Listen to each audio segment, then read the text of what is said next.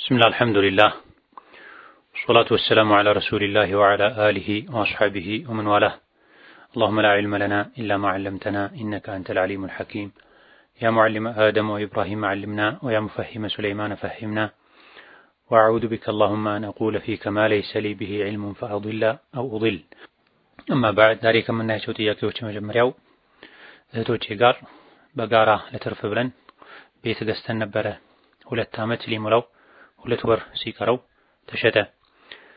ዘካ የሚወጣለት የተገዛበት ነው ወይስ ትርፉም ይወጣለታል? ትርፉ 309,000 ነው። ዘካ ካለውስ ዘካውን በጋራ አውጥተን ነው የምንከፍለው ቢያብራሩልን የሚል ጥያቄ ነው። ቤቱ የተገዛው ለትርፍ ተብሎ እስከሆነ ድረስ ቤቱ በያዘው ዋናውም ገንዘብ ቤቱ ቢሸጥ ሊያወጣው በሚችለው የትርፉ ገንዘብም ዘካ ይወጅብበታል። የዘካውን አወጣጥ በተመለከተ ቤቱ የተገዛበት ገንዘብ የቆየ ከሌላ ገቢ የተገኘ ገንዘብ ከሆነ በየዓመቱ ዘካ በሚያወጡበት ጊዜ የቤቱም ጭምር ቤቱ የያዘው ገንዘብም ጭምር ታስቦ ዘካ ይወጣል። ቤቱ የተገዛበት ዓመት እስኪሞላ ድረስ አይጠበቅም። ቤቱ የተገዛበት ገንዘብ አዲስ ገንዘብ ከሆነ ራሱን የቻለ ገንዘብ ከሆነ ከዛ በፊት በየጊዜው ዘካ ከሚወጣለት ገንዘብ የተቀነሰ ካልሆነ ደግሞ አዲስ ዓመት ተቆጥሮለት ቤቱ ከተገዛበት ጊዜ ጀምሮ ዓመት ሲሞላው ቤቱ ተገምቶ የተገዛው በ1 ሚሊዮን ቢሆን ዓመት ሲሞላው 1.5 ከሆነ ከ1.5ቱ ዘካ ማውጣት ግዴታ ይሆናል። ከዋናው ብቻ ሳይሆን ከትርፉም ጭምር። የዘካ አወጣጡን በተመለከተ ከጠቅላላ ሂሳብ ዘካ ከወጣ በኋላ ቀሪውን መካፈልም ይቻላል። ሁሉም የራሱን ከወሰደ በኋላ የራሱን ድርሻ ለ40 አካፍሎ ለ40 ሲካፈል የሚመጣውን መጠን ዘካ ማውጣትም ይቻላል። ሌላኛው ጥያቄ እኔ ገና የቁርአን ተማሪ ነኝ፣ ጓደኛዬ የኪታብ ተማሪ ናት። እኔ አልሐምዱሊላህ ምስጋና ይገባው ስል አይባልም ምስጋና የተገባው ነው እንጂ ይገባው ካልሽ ሰጠሽው ማለት ነው አለች። ትክክል ነው ያብራሩልኝ የሚል ጥያቄ ነው። የሁለቱም ቃሎች ዓላማቸው አላህን ማመስገንና ማወደስ ነው። ከሸሪዓ ጋር እስካልተጋጨ ድረስ በዲን የተከለከለ ቃል እስካልሆነ ድረስ ዓላማና ንያው አላህን ማጥራት ማወደስ ማመስገን እስከሆነ ድረስ ሁለቱም ችግር የለው። ምስጋና ይገባው የሚለው አካል ለአላህ ምስጋናን እንደመቀባበል አድርጎ መስጠትን ሳይሆን አላህን ማመስገንና ማላቅ ማወደስ እስከፈለገበት ድረስ ይሄን ማለት አይቻልም አይባል። ሁለቱንም ቃላቶች በሀገራችን አማርኛ ቋንቋ መሰረት የሚታወቁ መሻይኾች የዕልም ሰዎች የሚጠቀሟቸው ቃላቶች ናቸው። አልሐምዱሊላህ የሚለውን ከሰዎች ጋር በሚግባቡበት ቋንቋ ይገባውን ብለው የተገባው ነው ብለው ቢገልጹ ሐሳብና ፍላጎታቸው አልሐምዱሊላህ ብሎ አላህን ማመስገን እስከሆነ ድረስ በዚህ ልክ ቃላት እየሰነጠቁ ሰዎችን ማጨናነቁ ተገቢና አስፈላጊ አይደለም። ከሸሪዓ አንፃር ከአንድ ቃል ከዚህ ቃል ይልቅ ይሄ ቃል ይሻላል ይባልበት ትክክለኛ አግባብ ካለ በላጩ ይህ ነው ብሎ መግለጹ ችግር የለው። አይባልም ብሎ መከልከል ደረጃ ግን መድረስ ተገቢ አይደለም። ሌላኛው ጥያቄ የሞተው ወንድሜ በህልሜ መጥቶ አየሁት እና እንዴት ነው? በዛውም ጠቅለል አድርገው ስለ ህልም ቢያብራሩልኝ እፈልጋለሁ የሚል ጥያቄ። ስለ ህልም ነብዩ አለይሂ ሰላቱ ሰላም ያስቀመጡት መመሪያ አለ። መልካምን ጥሩን ደስ የሚልን ህልም ያየ ሰው ጥሩ ነገር እንዲጠብቅ ለሚወደው ሰው እንጂ እንዳይናገር፣ በተቃራኒው ደግሞ መጥፎ ህልም የሚያስደነግጥ የሚያስፈራን ህልም ያየ ሰው ህልሙ ምንም ይሁን ምን ከማንም ጋር የተያያዘ ይሁን ያየውን መጥፎ ህልም ለማንም መንገር እንደሌለበት፣ ከተኛበት ጎን ወደ ሌላ ጎን መዞር እንዳለበት፣ አዑዙ ቢላሂ ሚነሽ ሸይጣን ረጂም ማለት እንዳለበት መሰል አደቦችን አስተምሯል። ይሄን ያደረገ ሰው ያየው መጥፎ ህልም አይጎዳውም ወይም አይከሰትም ተብሏል። ለእያንዳንዱ ላዩት ህልም ፍቺ መፈለግ መጨነቅ አግባብ አይደለም። ጭንቅላቴ ተቆርጦ ከከፍታ ከተራራ ላይ የተንከባለለ ሲወርድ አየሁኝ ላላቸው ሰው ነብዩ ሰለላሁ ዐለይሂ ወሰለም አንዳችሁ ሸይጣን የተጫወተበትን ለምን ይናገራል ብለዋል።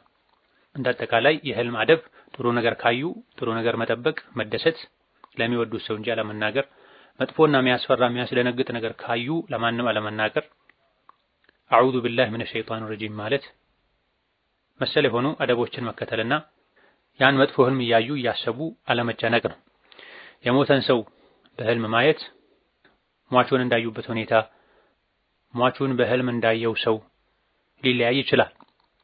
በጥሩ ሁኔታ ማየት ቀደም ሲል በተነገረው መመሪያ መሰረት ሟቹ ጥሩ ሁኔታ ላይ ነው ያለው ማለት ነው ብሎ ተስፋ ማድረግ መገመት ይቻላል። መጥፎ ሁኔታ ላይ ካዩ ደግሞ እሱን ያዩበትን መጥፎ ሁኔታ እውነት ነው ብሎ አምኖ ተጨንቆ ለሌሎች መናገር አይገባም። የሞተ ወንድሜን በህልሜ መጥቶ አየሁት የሚል ጥቅል የሆነ ጥያቄ ነው እዚህ የተነሳው። በጥሩ ሁኔታ ካዩ መደሰት፣ በመጥፎ ሁኔታ ካዩ አንዳንድ የህልም ፍቺ እውቀት ላይ ተኸሱስ ያላቸው ጥልቅ እውቀት ያላቸው ሊቃውንት እንደሚናገሩት ያለበትን ሁኔታ የሚገልጽ አሊያ ደግሞ ዱዓ፣ ኢስቲግፋር፣ ሰደቃ ከቤተሰቦቹ እንደሚፈልግ ጠቋሚ ሊሆን ይችላል። የሟች ቤተሰቦች ወዳጆቹ የሚያዩት ህልም።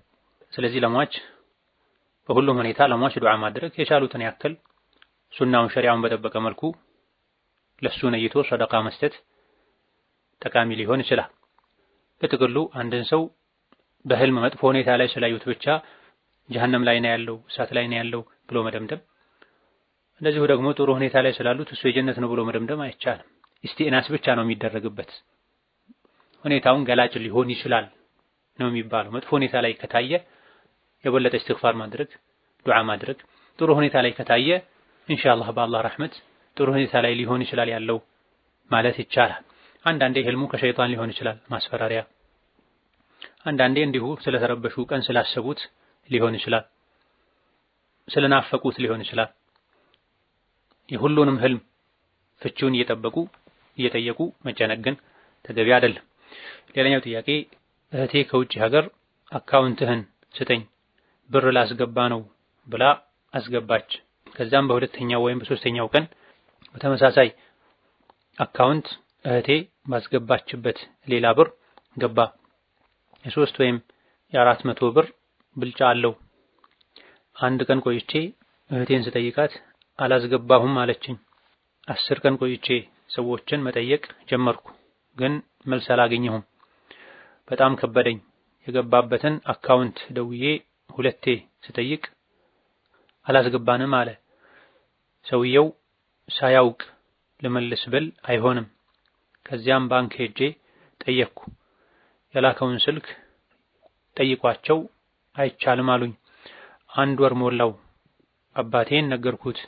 እሱም ለምስኪን ብንሰጥ እንኳ ባለቤቱ ከመጣ ምን እናደርጋለን አለኝ። ብሩ በዛ ያለ ነው። ወር አለፈው። ምን ላድርገው? በጣም ከብዶኛል የሚል ጥያቄ ነው። የሰውን ሐቅ በዚህ ልክ መፍራትና ከሰው ሐቅ ለመገላገል መጣር አማና የመኖር አንድ ምልክት ነው። ባለንበት ጊዜ ሰዎች አጭበርብረው አታለው ክደው የሰው ሐቅ እየበሉ ነው። ከባንክ በስህተት የገባ ገንዘብ ምንጩ እስካልታወቀ ድረስ የኔ ነው ማለት ፈጽሞ አይቻልም። ባንክ ቤት ራሱ አሊያ ደግሞ ሌሎች ተጠቃሚዎች በስህተት ሊያስተላልፉ ይችላሉ። ስለዚህ ባለቤቱን ፈልጎ አፈላልጎ መመለስ አሊያ ደግሞ ምንጩን ማጣራት ይገባል። ወደ አካውንት ስለገባ ብቻ ሰው ሀዲያ ሰጥቶኝ ነው አሊያ ደግሞ አንዳንድ እምነት የለሽ የሆኑ የእምነታቸው የተበላሸ ሰዎች ከጌታዬ ዘንድ ተልኮልኝ ነው እንደሚሉት ወደ ግል አካውንት የገባን ገንዘብ ሁሉ የራሴ ነው ብሎ ነፃ ሆኖ መጠቀም አግባብ አይደል። መንገድ ላይ የተገኘን ገንዘብ አባቱን ማፈላለግ እንደሚገባ ሁሉ የባንክ አካውንት ላይ የገባን ገንዘብም ባለቤቱን ማፈላለግ ማጠያየቅ ሸሪዓ ያስቀመጠውን አደብ ስርዓት ተከትሎ አላህ ዘንድ ከመጠየቅ የሚድኑበትን መንገድ መፈለግ ግዴታ ነው። ስለዚህ ከላይ የተጠየቀው በቂ ላይሆን ይችላል። በአቅራቢያ የሚገኘን የባንክ ቤት ቅርንጫፍ በመጠየቅ ብቻ በቂ መልስ ማግኘት ካልተቻለ ሌሎች ባንክ ቤቶችን መጠየቅ፣ አካውንቱ የተከፈተበትን ባንክ ቤት ዋና ቢሮ ሄዶ ማናገር ይገባል። ወይም ሰዎች ተሳስተው አስገብተውት ሊሆን ይችላል። የላከው ሰው ራሱ ሁለቴ ተሳስቶ አስገብቶ ሊሆን ይችላል። ባንክ ቤት ላይ በቂ መረጃ ስለሚኖር ባንክ ቤት ሰራተኞችን፣ ኃላፊዎችን ተባበሩኝ ብሎ ስቴትመንት በማስወጣት ወጪ ገቢ ማወቅ ይቻላል። ከማን አካውንት እንደገባ ማወቅ ይቻላል። ይሄን ሁሉ ከማድረግ ጋር ምንም አይነት ውጤት ላይ መድረስ ካልተቻለ፣ መፍትሄ ካልተገኘ ባንክ ቤት ከመጠየቅ በተጨማሪ የገንዘቡ ባለቤት ሊገኝ ይችላል ተብሎ የሚገመትበትን መንገድ አማራጭ እየፈለጉ ዓመት ሙሉ ገንዘቡን በአማና ጠብቆ ማቆየት። ከዛ በኋላ ዓመት ከሞላው በኋላ ባለቤቱ ሲመጣ መልሼ እከፍላለሁ በሚል ንያ ለራስ መጠቀም ይቻላል። ሰደቃ ሰጥቶ ባለቤቱ ሲመጣ በሰደቃ የሚያምንና ከአላህ ዘንድ እጅሩን አገኛለሁ የሚል ሰው ከሆነ የሆነውን የተፈጠረውን ነገሬ ራሴን ነፃ አወጣለሁኝ፣ ማይፈልግ ከሆነ ደግሞ መልሼ እሰጣለሁኝ፣ ከራሴ መልሼ እከፍላለሁኝ ካሉ በዚህ ከተማመኑ እርግጠኛ ከሆኑ ሰደቃ መስጠትም መጠቀምም ይቻላል። ይሄን ማድረጉ አስተማማኝ ካልሆነ ገንዘቡን ቆጥሮ ቋጥሮ ማስቀመጥ አሊያ ደግሞ ታማኝ የሆኑ የሚመለከታቸው እንደዚህ አይነት አማናን ተቀብለው የሚያቆዩ ለባለቤቱ የሚያደርሱ ተቋማት፣ አካላት ካሉ በደረሰኝ በማረጋገጫ እዛ ወስዶ አስቀምጦ ማረጋገጫ ይዞ ራስን ማጥራትና ከዚህ ኃላፊነት ማውጣት ነው። والله تعالى አለም። ሌላኛው ጥያቄ ጓደኛዬ ከኢትዮጵያ ስትመጣ በደላላ ነበረ እና ያቺ ደላላ ስትቆይባት እኔ አልሄድም ብላ እንደገና ራሷ ከምትሰራበት ቢሮ ሌላ ሰው አገኘችና ከዛ ቢሮ ደግሞ አይከፈልም አላት። እዚህም ሳውዲ ደውላ ስጠይቅ አይከፈልም አላት እና ያቺ የመጀመሪያ ደላላዋ መጀመሪያ አፍ ብዬሻለሁ ብላት ነበረ። አሁን እስከ የውመል ቂያማ አፉ አልልሽም አለቻት። እሷ የሻይ 5000 እሰጥሻለሁ ስትላት እሷ ግን 10000 አለቻት። ባትከፍል ሐራም ይሆንባታል የሚል ጥያቄ። ከላይ እንደተባለው በመሰረቱ የተለመደው ማይከፈል ከመሆኑ ጋር እሷ መሄደችበት መንገድ ማያስከፍል ከመሆኑ ጋርና ደላላ የተባለችው አካል እሷን ለመውሰድ በግሏ ያወጣችው ወጪ ያባከነችው ገንዘብ ካለመኖሩ ጋርና ይሄን ያክል ገንዘብ ትሰጪኛለሽ ብላ ተስማምታ ቃል የሌላት ከመሆኑ ጋር ኋላ ላይ ይሄን ያክል ገንዘብ ካልሰጣችሁኝ ማለት አትችልም፣ አይገባም። ተስማምተው እንኳን ቢሆን ይሄን ያክል ገንዘብ ትሰጪኛለሽ ብላ እንኳን ቢሆን ኋላ ላይ መልሳ አውፍ ብዬሻለሁ ካለች መልሳ አውፍ ብያለሁ ያለችውን ነገር መጠየቅ አትችልም። ካልሆነ ከውሻ ጋር ራስን ማመሳሰል ነው የሚሆነው። አንድን ስጦታ የሰጠ ከዛ በኋላ ያን ስጦታ መልሶ የጠየቀ ልክ እንደ ውሻ ነው። አስመልሶ ሲያበቃ ዞር ብሎ ያስመለሰውን ትኩረቱን እንደሚበላ እኛ ሙስሊሞች ደግሞ ምሳሌያችን ውሻ ሊሆን አይገባም የሚል የነቢ አለይሂ ሰላቱ ሰላም ሐዲስ አለ።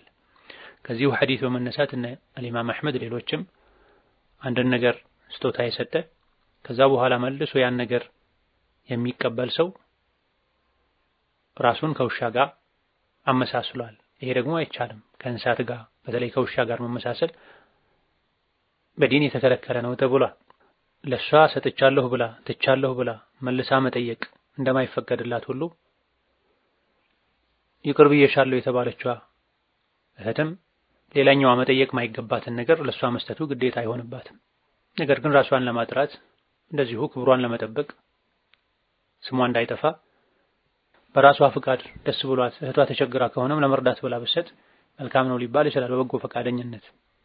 እንደ ግዴታ ግን የመመለስ ግዴታ የለባትም በራሷ ፍላጎት ካልሆነ በስተቀር። ሌላኛው እህትም መጠየቅ የለባትም፣ በዲኑ ክልክል ነው። ይሄ የጥያቄው መልስ ሲሆን በዚህ መልኩ ሴትን ያለ መሕረም እየወሰዱ ያልሆነ ስራ እያሰሩ የድለላ ስራ ላይ መሰማራትም ገንዘቡ ያን ያክል አስተማማኝ ንጹህ ሐላል የሚባል አይሆንም። ሴት ልጅ ያለ ማህረም ረጅም ጉዞ መጓዟ ወንጀል ነው፣ ሐራም። የወንጀል የሐራም የተከለከለ ጉዞ ላይ ተሳትፎ አድርጎ ተባባሪ ሆኖ ገንዘብ መቀበል ገቢው ሙሉ በሙሉ ሐላል ስራ ንጹህ ገቢ አይሆንም። ሌላኛው ጥያቄ ቁርአን በግራ እጅ ይዞ መቅራት እንዴት ይታያል? ቁርአን ሲቀመጥ ፋቲሓ ባለበት በኩል ማስቀመጥ አይቻልም ይላሉ። ይህስ እንዴት ይታያል? ጀዛኩሙላህ ኸይረን የሚል ጥያቄ። ቁርአንን በቀኝ እጅ መያዙ በግራ እጅ ከመያዝ ይልቅ የተሻለ ነው፣ በላጭ ነው። ነብዩ ሰለላሁ ዐለይሂ ወሰለም ቀኝ እጃቸውን ለጥሩ ጥሩ ነገር ያደርጉ ነበረ። ሰውን ሰላም ሲሉ፣ ሲሰጡ፣ ሲቀበሉ ለመልካም ጥሩ ጥሩ ለሚባሉ ነገሮች ቀኝ እጅን መጠቀም የነብዩ ሱና እንደሆነ በትክክለኛ ሐዲስ ተነግሯል። ነገር ግን በግራ እጅ ቁርአን መያዝ አይቻልም የሚል ከነብዩ የተነገረ ከልካይ ማስረጃ የለም። በላጭ ነው በቀኝ እጅ መጠቀሙ።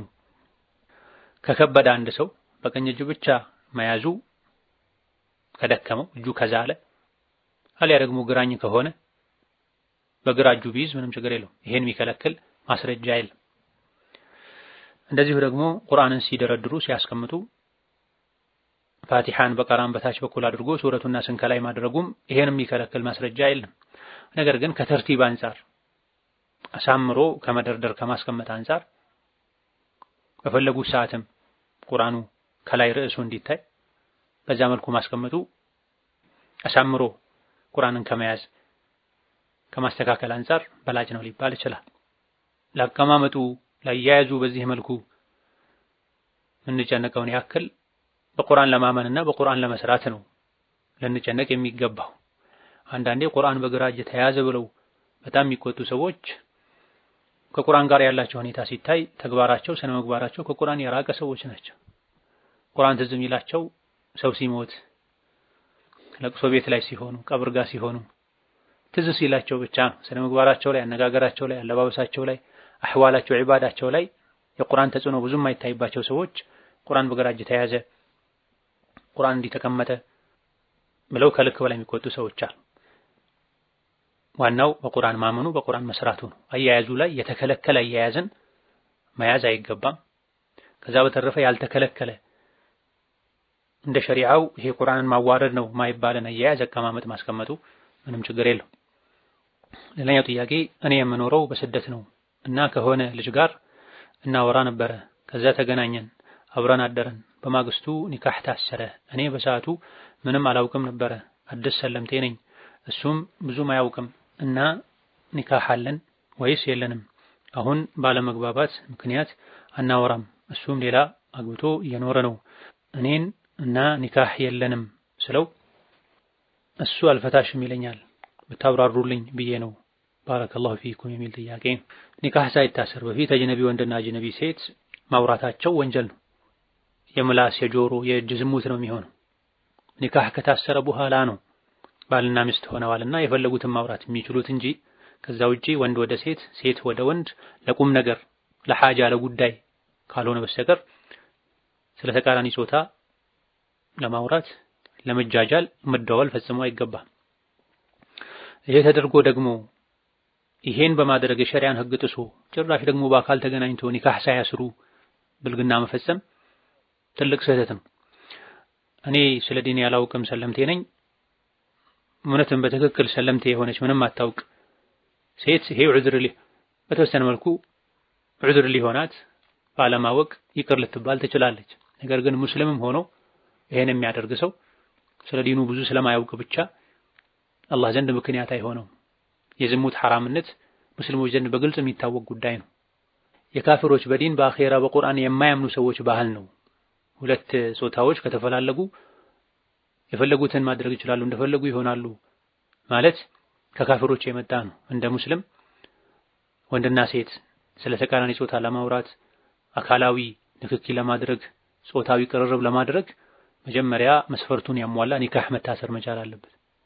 ኒካህ ሳይታሰር በፊት በስሜት ደጋግሞ የተደዋወሉ መነጋገሩም ሐራም ነው። የምላስ የጆሮ የእጅ የእግር ዝሙት ነው የሚሆነው። መገናኘቱ ደግሞ የለየለት ዋናው ትልቁ ዝሙት ነው። ያለ ኒካህ በሐራም ግንኙነት ያደረገ ዝሙት ያደረገ ሰው ዝሙት የፈጸመ ሰው ቀድሞ ተውበት ማድረግ አለበት፣ የተሟላ ተውበት። ከዛ በኋላ ሴቷ ማህፀኗ በሐራም ግንኙነት ጽንስ እንዳልቋጠረ እርግዝና እንዳልተፈጠረ እርግጠኛ ለመሆን 3 ጊዜ ሐይድ አይታ መጥራት መቻል አለባት። 3 ጊዜ የወር አበባ ደሟ መጥቶ መሄድ መቻል አለበት። ይሄ ማድረግ ካልተቻለ እንደው ቢያንስ 1 ጊዜ የወር አበባ ደም አይታ መጥራት መቻል አለባት። የተለመደውን አይነት የወር አበባ ደም በጊዜው ጀምሮ በጊዜው የሚቆም ማህፀኗ ነፃ መሆኑን በደም ማረጋገጥ የሚቻልበት የ1 ወር ጊዜ መኖር አለበት። በዝሙቱና ኒካህ በማሰሩ መሃል ተውበት ከማድረግ ጋር ተውበቱ ወንዱንም ሴቱንም የሚመለከት ነው። የማህፀንን ነፃነት ማረጋገጥ በዋናነት ሴቷን የሚመለከት ነው። መሃል ላይም ደግሞ ሐራም ላይ መውደቅ ዝሙትን መፈጸም አይገባቸው። ተሳስተናል፣ ትልቅ ጥፋት አጥፍተናል፣ አላህ ይቅር ይበለን፣ ሁለታችንም መተውበት አለብን። ሁለተኛ እንደዚህ አይነት ቆሻሻ አልሄድም ብለው ሁለቱም ለጌታቸው ቃል መግባት፣ ራሳቸውን ማቀብ፣ መጸጸት፣ መልካም ስራ ማብዛት ይጠበቅባቸዋል። ማህፀኗ ነፃ መሆኑ ከተረጋገጠ ከተወበቱ መስፈርቱን ያሟላ ኒካህ ማሰር ይችላሉ። ማህፀኗ ላይ ጽንስ መፈጠሩ ከተረጋገጠ እስክትወልድ ድረስ መጠበቅ አለባቸው እንደ ጅምሁር የአህሊ ዒልም። ይሄ ሳይደረግ ወይም ሳይተወብቱ ወይም ማህፀኗ ነፃ መሆኑ ሳይረጋገጥ ኒካህ አሰርኩ ያለ ሰው ኒካሁ ትክክል አይሆንም። ምናልባት ከላይ እንደተባለው እሷ አዲስ ሰለምቴ ስለሆነች ልጁም ከአዲስ ሰለምቴ ማይሻል ስለ ዲኑ ምንም የማያውቅ ማወቅ የሚችልበትም ሁኔታ ያልነበረው ገጠር ውስጥ በረሃ ውስጥ የነበረ ዲን ያልደረሰበት አካባቢ ላይ የነበረ ሰው ከሆነ የሚቻል መስሏቸው ከሆነ ይሄን ያደረጉት ያለፈ ህይወታቸው ዝሙት አይባልም። ነገር ግን ኒካሁ ትክክል ሆኖ መቀጠል አይችልም። አብረው በትዳር መቀጠል ከፈለጉ ኒካሁን ማደስ አለባቸው። አብረው መቀጠል ካልፈለጉ ግን ኒካሁን ማፍረስ አለባቸው። መስፈርቱን ያላሟላ ዝሙት ላይ የታሰረ ኒካህ ከመሆኑ አንፃር ትክክለኛ ኒካህ ሆኖ አያስቀጥላቸውም።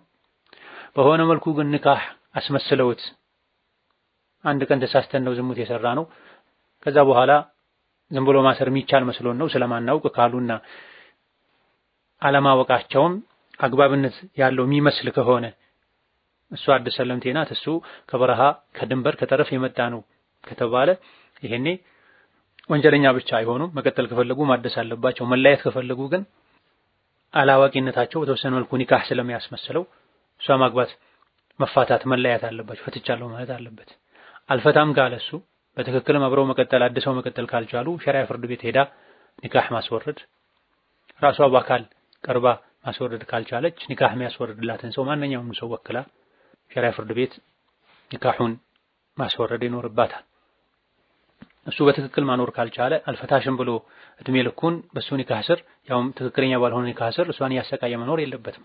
አንዴ ፍታኝ ይባላል። እምቢ ካለ በሸሪዓ ፍርድ ቤት በአካል ቀርቦ ወይም ሰው ወክሎ ማስወረድ ግዴታ ይሆናል። ይሄ ኒካህ ያለ የተበላሸም ቢሆን በተወሰነ መልኩ ትክክል ነው ብለው አምነውበት ስለገቡ እነሱ ይሄ ኒካህ ያለ ሌላ ኒካህ ውስጥ መግባት አይቻልም።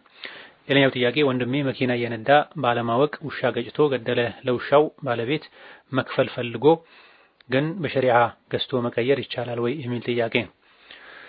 ሆን ብሎ ወይም በጥንቃቄ ጉድለት ማንኛውንም ነፍስ ያለውን እንስሳ አውቆ መግደል አይቻልም፣ የተከለከለ ነው። በዲኑ መግደሉ የተፈቀደ የተወደደ ሰውን አዳ ያደርጋል ተብሎ በዲን ግደሉት የተባለ አይነት እንስሳ ካልሆነ በስተቀር አውቆ መግደል አይቻልም። ውሻም ቢሆን ተናካሽ እብድ ውሻ ነው ተብሎ እስካልተረጋገጠ ድረስ አውቆ ገጭቶ መግደል አይቻልም። ባለቤት ያለውን ውሻ አውቆ የገደለ ሰው ዋጋውን መክፈል አለበት የሚሉ የተወሰኑ ሊቃውንት አሉ። ነገር ግን ብዙሃኑ ሊቃውንት ዘንድ ውሻን መግዛትም መሸጥም ስለማይቻል መክፈሉ ግዴታ አይሆንበትም አይፈቀድለትም ጭምር። ነገር ግን አውቆ ከሆነ የገጨው ወንጀለኛ ይሆናል። ሳያውቅ ከሆነ የገጨው ምንም የለበትም። ነገር ግን ያለበት ሀገር ሕግ ላይ የውሻ ባለቤት አስገድዶት ለመክፈል ከተገደደ መክፈል ይችላል። ሌላኛው ጥያቄ እኔ ሴት ነኝ፣ ከባለቤቴ ተራርቀን ነው የምንኖረው። በስልክ ስናወራ ስሜት ቀስቃሽ ነገር ባይሆንም እንኳን ፈሳሽ ይፈሰኛል፣ ከለሩ ውሃ ይመስላል፣ ብዙም ቀጭን አይደለም፣ ይነጅሳል ወይ የሚል ጥያቄ ነው። ባልና ሚስት ትክክለኛ ኒካህ እስካላቸው ድረስ የፈለጉትን ነገር መነጋገራቸው ችግር የለም። ይሄ የማይፈቀደው ኒካህ ለሌለው ሰው ነው። ባልና ሚስት እያወሩ እየተነጋገሩ በስሜት በንዝረት የዘር ፈሳሽ ከወጣቸው ትጥበት ግዴታ ይሆናል። የዘር ፈሳሽ መሆኑ የሚታወቀው በሚወጣበት ጊዜ በሚሰማ ስሜት ከወጣ በኋላ ሰውነት ላይ የደስታና የረፍት ስሜት መሰማት፣ እንደዚሁ ደግሞ በመልኩ በሽታው ሊታወቅ ይችላል። ሁሉም ሴቶች ዘንድ የዘር ፈሳሽ በስሜት የሚወጣ የዘር ፈሳሽ መልኩ አንድ ይሆናል ማለት ባይቻልም አብዛኛውን ጊዜ ወደ ቢጫነት ያደላ አንዳንዴ ወደ ነጭነት ሊያደላ የሚችል ቀጠን ያለ የዘር ፈሳሽ ነው። እነዚህ ምልክቶች ከሌሉ ሲወጣም ካልታወቀ የዘር ፈሳሽ ሳይሆን መድይ ነው ሊሆን የሚችለውና ትጥበትን ግዴታ አያደርግም። ይነጅሳል። የነካውን የሰውነት አካል ልብስን ማጠብና ውዱእ አድርጎ መስገድ ግዴታ ይሆናል። በንዝረት በስሜት ከወጣ ሲወጣ ከታወቀ ከወጣ በኋላም የደስታ የመድከም ወይም የረፍት ስሜት ካለው መልኩ ቀደም ሲል የተገለጸው አይነት ከሆነ አይነጅስም፣ ግን ትጥበትን ውዱእን ግዴታ ያደርጋል። ሌላኛው ጥያቄ አባቴ በጣም ኃይለኛ ሰው ነው። እናታችን በልጅነታችን ነው የሞተችው። ከማንም ጋር ሳያገናኘን አሳደገን። የእናታችን ቤተሰብም አናውቅም። እኔም በጣም ያሰቃየኝ ስለነበረ ወጥቼ ከሱ ቤተሰቦች ጋር ብሆንም ሁሉንም አስጠነቀቃቸው። እኔን እንዲያስወጡኝ ስለሚፈሩት ወጥቼ መስራት ጀመርኩ። ይሄኔም ትዳር መጥቶልኝ ሲጠየቅ እምቢ አለ። በሽምግልናም እምቢ አለ። ወንድሙም ሲጠየቅ ኒካህ እንዲያስርልኝ እሱም ፈርቶ እምቢ አለ። ኦሮሚያ ሸሪዓ ፍርድ ቤት አልፈቀዱልንም። እናም አዲስ አበባ ሄደን አባትም አጎትም የለኝም ብዬ ዋሽቼ ኒካህ ታሰረልኝ። ከዚያ በፊትም አብረን እየኖረን ነበረ። በአብዛኛው ይህ ኒካህ እንዴት ይታያል? እኔ የዲን እውቀት አልነበረኝም። ኒካሁ መታደስ አለበት አሉኝ፣ ያብራሩልኝ። በተያያዘም አረገዝኩ። ባለቤቴም ስራ ስላልነበረው አስወርጂ ብሎ አስገደደኝ። ምንም ምርጫ ስለሌለኝ የ3 ወር አስወረድኩ። ለዚህ ከፋራው ምንድነው? ከዛ በኋላ ግን አረገዝኩ። አሁንም አስወርጂ ሲለኝ እምቢ ብዬ ወለድኩና ወደ ዱባይ ሄድኩ። ልጄስ የሐላል ልጅ ነው? ሁሉንም ያብራሩልኝ ጀዛኩሙላህ ኸይር የሚል ረጅምና የተለያዩ ነጥቦችን የያዘ ጥያቄ። የአባት ስህተት እጅግ በጣም ትልቅ ቢሆንም አባትም አጎትም የለኝም ብሎ ማዋሸቱ አግባብ አይደል። ያለውን ሁኔታ ተጨባጩን ለሸሪዓ ፍርድ ቤቱ ማስረዳቱ ነበር የሚገባው። አባቴን ጠይቄ እምቢ ብሎኛል፣ አጎቴን ጠይቄ እምቢ ብሎኛል፣ ሽምግልናም ልኬበት አላስርም ብሏል፣ ስለዚህ ሰሩልኝ ነበር መባል ያለበት። ሐቅ ነው የሚያዋጣው የሚያድነው። ሆኖም ኒካሁ ትክክል ነው ወይ እንደተባለው አባትም አጎትም እምቢ ካለ ሽማግሌም ጠይቆት እምቢ ካለ ቢኖርም እንደሌለ ነው የሚቆጠረው። የለም ብሎ መናገሩ ራሱን የቻለ ውሸት ነው፣ ወንጀለኛ ያደርጋል። ተጠይቆ እምቢ ካለ በሁሉም መልኩ ትክክለኛ ሸሪዓ ፍርድ ቤት ከታሰረና ከሱ ውጪ ከአባትና ካጎት ውጪ ሌሎች ኒካህ ሊያስሩ የሚችሉ ያልተጠየቁ ሰዎች እስከሌሉ ድረስ እዛ ሄዶ ማሰሩ ትክክል ሊሆን ይችላል። በውሸት ወንጀል ብቻ ነው የሚያስጠይቀው፣ ለሱ ተውበት ማድረግ ነው። ነገር ግን የተለያዩ ስህተቶች አሉ እዚህ ውስጥ። አንደኛው ኒካህ ሳይታሰር በፊት አብሮ መኖሩ ግንኙነት ከነበረ ዝሙት ነው፣ ሐራም።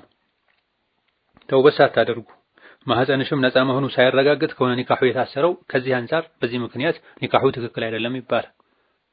መታደስ አለበት ማለት ነው ኒካሁ።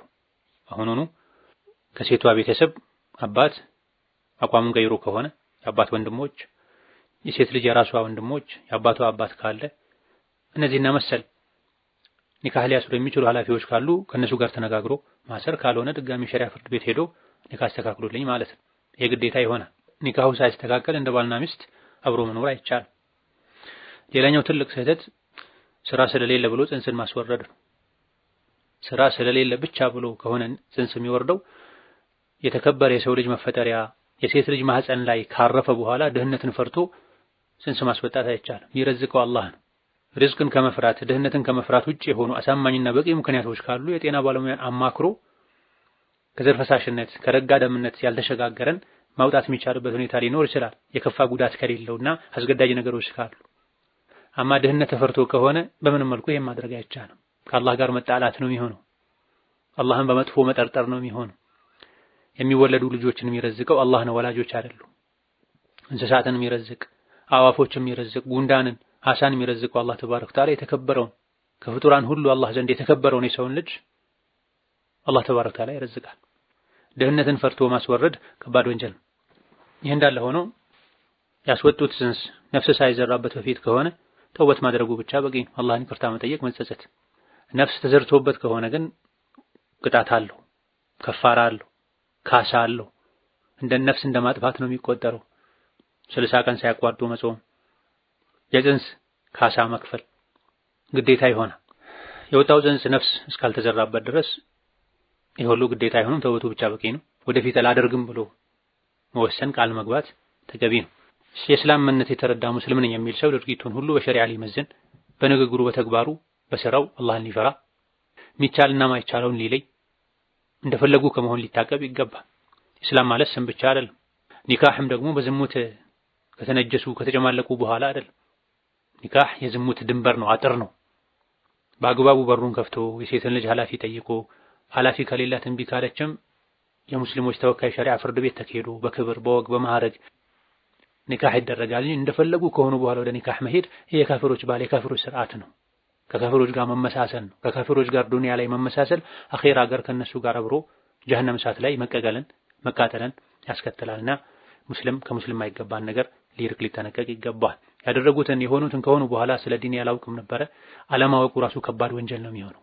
በተለይ ባለንበት ዘመን ገጠር ከተማው የሄዱበት ሁሉ መስጂዱ፣ መድረሳው፣ ሚዲያው፣ ሶሻል ሚዲያው የዕልም መዳረሻ መንገድ በሆነበት ዘመን አላውቅም ማለት አላህ ዘንድ አያዋጣም። ማያውቁት ሊያውቁ፣ ያወቁት ሸሪዓን ሊጠብቁ ይገባል። አላህ ተባረከ ወተዓላ ለሁላችንም ጠቃሚ እውቀት ከመልካም ስራ ጋር ያድለን። እነሆ ዐላ ኩሊ ሸይኢን ቀዲር ወቢልኢጃበቲ ጀዲር። ለዛሬ በዚህ እናበቃለን። የተቀሩትን ሌላ ጊዜ እንመለሳለን። ሰላም አለይኩም ወረሕመቱላሂ ወበረካቱሁ።